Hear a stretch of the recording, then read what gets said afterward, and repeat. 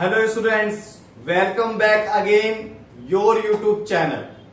मैं दीपक सर आप लोगों का फिर से स्वागत करता हूं अपने इस यूट्यूब चैनल पर, जिसमें आज हम 11th क्लास का बहुत मोस्ट इंपॉर्टेंट टॉपिक करने जा रहे हैं।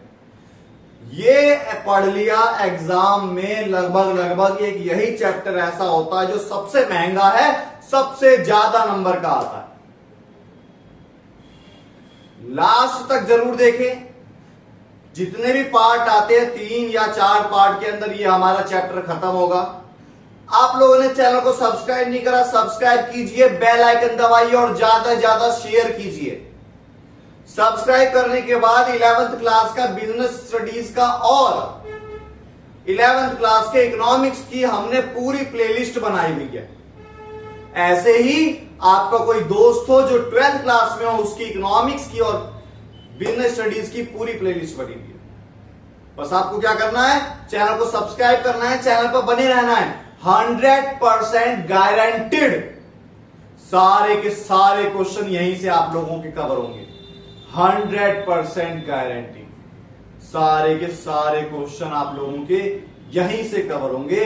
बस आपको क्या करना है, चैनल को सब्सक्राइब करना है, बेल आइकन दबाना है और ज्यादा से ज्यादा शेयर करना है।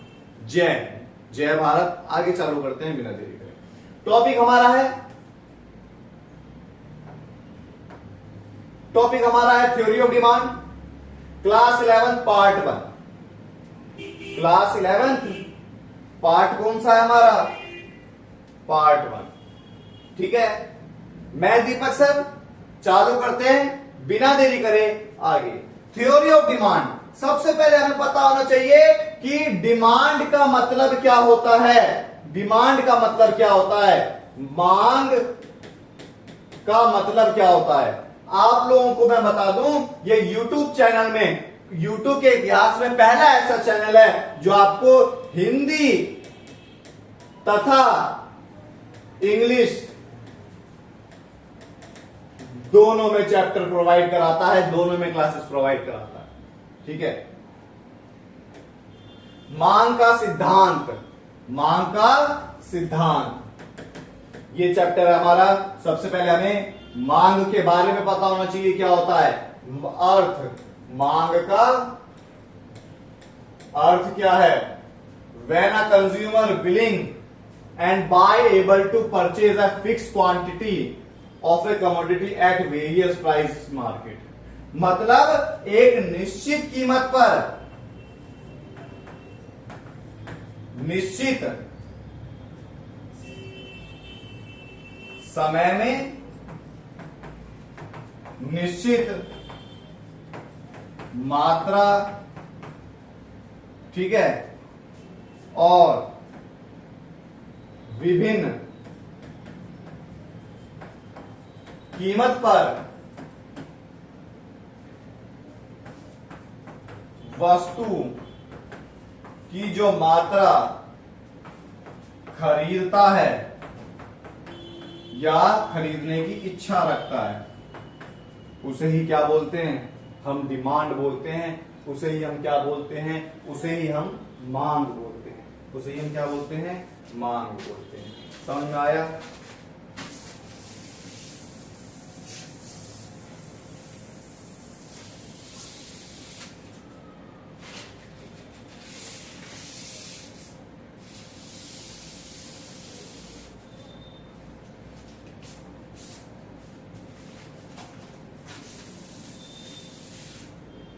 ठीक है, उसे हम क्या बोलेंगे?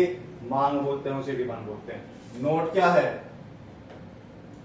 नोट बोला demand is flow concept. Demand एक फ्लो कॉन्सेप्ट है, आना और जाना लगा रहता है, इसीलिए बोला flow concept. Demand always mean effective demand. Demand का मतलब है इफेक्टिव डिमांड, अनइफेक्टिव नहीं। जो खरीदी जा सके उसे ही डिमांड बोलते हैं। समझ में आया? एक कंज्यूमर है जो एक दुकान पर जाता है और वो उस समय एक विभिन्न कीमत पर सामान खरीद कर ले आता है, तो डिमांड है। नहीं खरीद कर ले पाया, किसी भी कारण से नहीं आ पाया, चाहे उसके पास पैसे कब पड़ गए हो, वो सामान मार्केट में नहीं बिक रहा हो, या फिर वो कंजूस हो गया हो, फिर डिमांड नहीं होगी। समझ में आ गया? इसीलिए चैनल को सब्सक्राइब कर देना। आगे देखते हैं। इंडिविजुअल डिमांड, व्यक्तिगत मांग, और बाजार मांग। जब एक अकेला इंसान सामान खरीदता है, जब एक अकेला इंसान सामान खरीदता है उसे बोलते हैं individual demand. When a single individual willing to purchase fix quantity of a commodity various price level, अलग अलग विभिन्न कीमत पर एक उपभोक्ता वस्तु की मात्रा जो खरीदता है उस खरीदी गई मात्रा को ही इंडिविजुअल डिमांड बोलते हैं, व्यक्तिगत मांग बोलते हैं। ठीक है, मार्केट में क्या होता है, सम ऑफ ऑल इंडिविजुअल, सभी लोगों द्वारा खरीदी गई मात्रा, खरीदी गई सामान हमारा मार्केट डिमांड कराएगा। एक अकेला इंसान सामान खरीदता है, इंडिविजुअल डिमांड। मार्केट में सभी लोगों के द्वारा खरीदी गई मार्केट डिमांड। आगे देखते हैं, चैनल को सब्सक्राइब करना है, बेल आइकन दबाना है और ज्यादा से ज्यादा शेयर करना है। शेड्यूल देखते हैं क्या होता है। शेड्यूल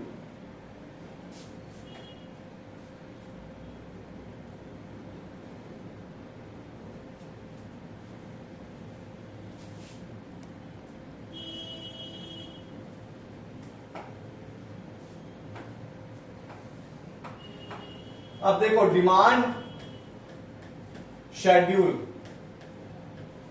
डिमांड शेड्यूल का मतलब अभी हमने क्या करा, इंडिविजुअल डिमांड करा,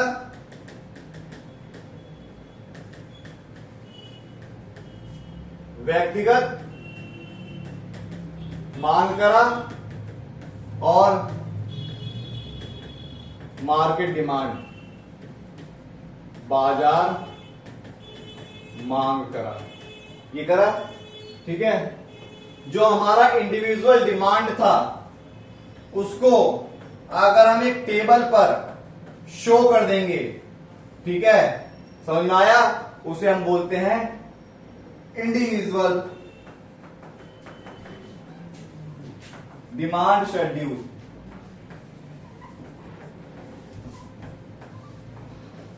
एक 7th क्लास का भी बच्चा आया था कोई, उसकी मम्मी आई थी साथ में। हाँ, कुछ हो गया होगा फिर, फोन नंबर नहीं लिया था। चलो आज मैं लेकर फिर कॉल करता हूं उसे। मेरे पास नंबर है लेकिन ये नहीं पता किस नाम से है। अब देखो, मार्केट डिमांड, यहां बोला इंडिविजुअल डिमांड थी, उसको टेबल पर शो कर दिया तो individual demand schedule I. Market में जब ए इंसान ने खरीदा, ए की डिमांड, जैसे मान लो प्राइस है और क्वांटिटी है, 4 रुपए का सामान है, एक खरीदा, 3 रुपए का हुआ 2 खरीदा, 3 रुपए का हुआ 3 खरीदा और 4 रुपए का हुआ 4, एक खरीद लिया। ये एक अकेले इंसान की है ना, तो वो इंडिविजुअल डिमांड शेड्यूल हो गई। मार्केट में ए और बी दोनों के द्वारा जो सामान खरीदा गया, मार्केट में ए और बी दोनों के द्वारा जो सामान खरीदा गया उसे हम क्या बोलते हैं, मार्केट डिमांड शेड्यूल खरीदा। ठीक है, मार्केट डिमांड शेड्यूल। इसको मार्केट डिमांड की टेबल को, मार्केट डिमांड को टेबल पर शो कर देना, वो क्या बन जाएगा, मार्केट डिमांड शेड्यूल।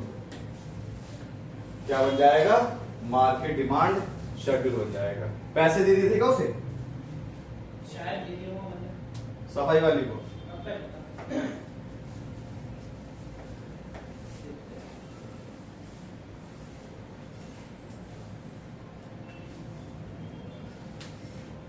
अब देखो, जैसे मान लो ये प्राइस है, 2 रुपए की प्राइस पर एक अकेले इंसान ने 4 सामान खरीदा, ए ने, बी ने 5 खरीदा, सी ने 6 खरीदा।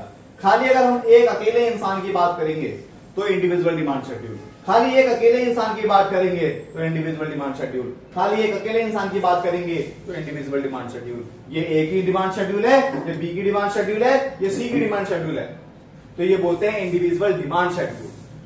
समझ में आया? ठीक है, फिर उसके बाद ये देखो, अगर हम इन सबको प्लस कर देंगे तो मार्केट में पता लग जाएगा कि कितना सामान बिका, उसे बोलते हैं मार्केट डिमांड शेड्यूल।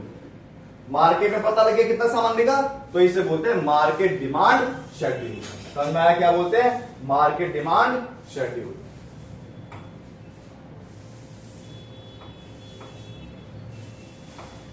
ठीक है, क्या बोला? Market demand schedule. अब देखो, हमें दो पता लगा, इंडिविजुअल डिमांड शेड्यूल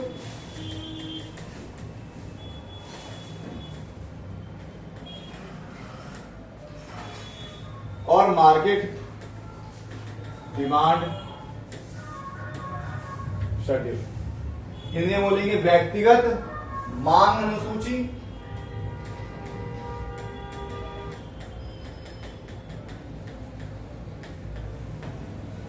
और इसे बोलेंगे बाजार मांग अनुसूची। ठीक है, जो हमारी एक अकेले इंसान की जो टेबल थी,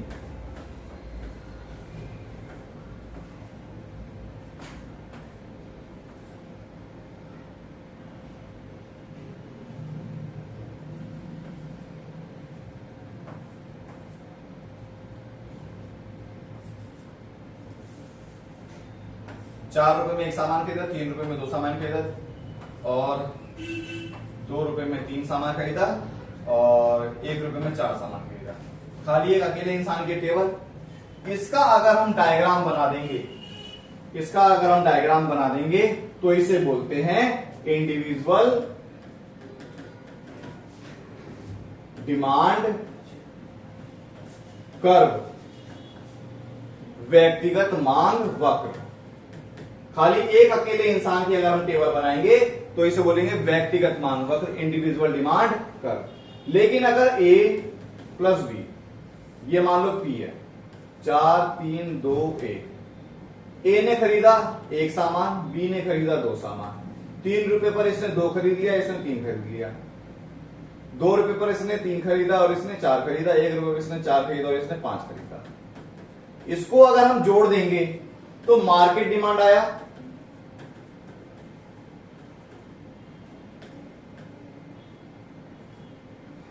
ये मार्केट डिमांड आ गया। इस मार्केट डिमांड को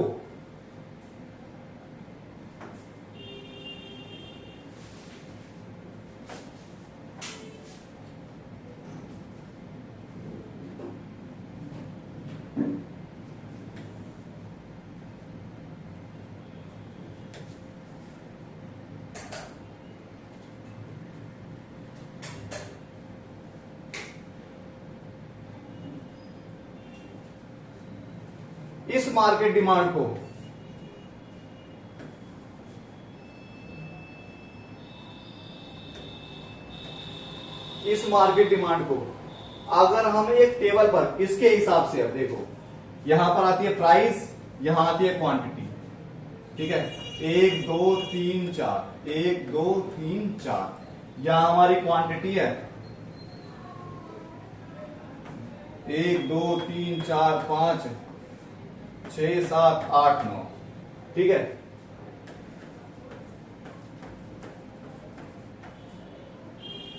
₹4 में 3 सामान खरीदा, ₹4 में 3 सामान खरीदा, ₹3 में 5 हो गया, ₹3 में 5 हो गया, ₹2 में 7 हो गया और ₹1 में 9 हो गया। ठीक है, ये जो हमारा डायग्राम बना, ठीक है, यहां सीधी लाइन जब हम सीधी खींचेंगे तो ऐसे आएगा।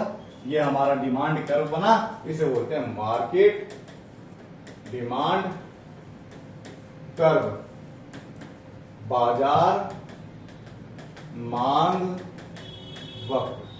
समझ में आया? मैंने क्या बताया? डिमांड के बारे में बताया। डिमांड का मतलब जब एक निश्चित समय पर विभिन्न कीमत पर, मतलब एक फिक्स टाइम हो रखा होगा और प्राइस किसी भी सामान का कुछ भी हो रखा होगा, उस पर अगर कोई व्यक्ति सामान खरीद लेता है तो डिमांड है। किसी भी कारण की वजह से सामान नहीं खरीद पाता तो वो डिमांड नहीं है। डिमांड हमारी दो तरीके की होती है, इंडिविजुअल डिमांड और मार्केट डिमांड। इंडिविजुअल का मतलब जब एक अकेला इंसान सामान खरीदता है तो इंडिविजुअल डिमांड, उसको टेबल पर शो कर देते हो तो इंडिविजुअल डिमांड शेड्यूल, उसको डायग्राम पर शो कर देंगे तो इंडिविजुअल डिमांड कर्व। दूसरा है मार्केट डिमांड, उसको अगर हम टेबल पर शो कर देंगे तो मार्केट डिमांड शेड्यूल, और उसको अगर हम डायग्राम पर शो कर देंगे तो मार्केट डिमांड कर्व हो गया। समझ में आया? इंडिविजुअल है, एक अकेला इंसान खरीदेगा, मार्केट में 2 या 2 से ज्यादा लोग खरीदेंगे, उसका सम खरीदेंगे तो हमारे क्या आ जाएगा? मार्केट डिमांड कर्व आ जाएगा। समझ में आया?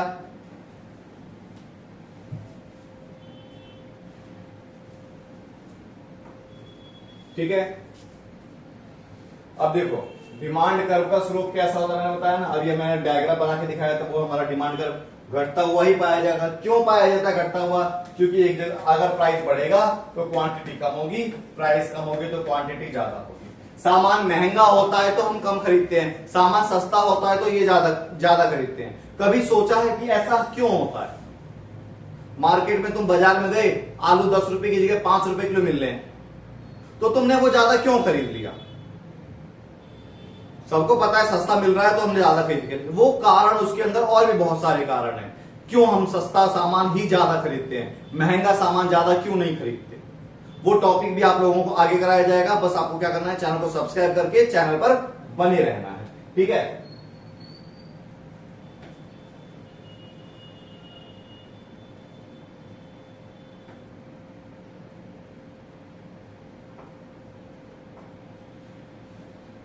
देखो डिमांड फंक्शन क्या बोलता है? डिमांड फंक्शन ये कहता है प्राइस और क्वांटिटी के बीच का जो रिलेशन होता है, उस रिलेशन को ही डिमांड फंक्शन बोला जाता है। मतलब कीमत और मात्रा के बीच का जो संबंध होगा उसे क्या बोला जाता है? हमारा डिमांड फंक्शन बोला जाता है। ठीक है। आज की क्लास के लिए इतना ही। अगली क्लास के अंदर हम लोग डिटर्मिनेंट ऑफ डिमांड करेंगे और लॉ ऑफ डिमांड करेंगे, जो 100% तुम पेपर दो या ना दो, ये टॉपिक तुम्हारे एग्जाम में जरूर आएगा। समझ में आया? इस चैप्टर के अंदर जो हम 7 से 8 क्वेश्चन बताएंगे पेपर में, उससे बाहर कुछ भी नहीं आएगा। 100% गारंटी। अगर आ जाए अनसब्सक्राइब करके निकल जाना। समझ में आया? अभी के लिए आप लोग चैनल को सब्सक्राइब करें, बेल आइकन दबाएं और ज्यादा से ज्यादा शेयर करें। जय हिंद।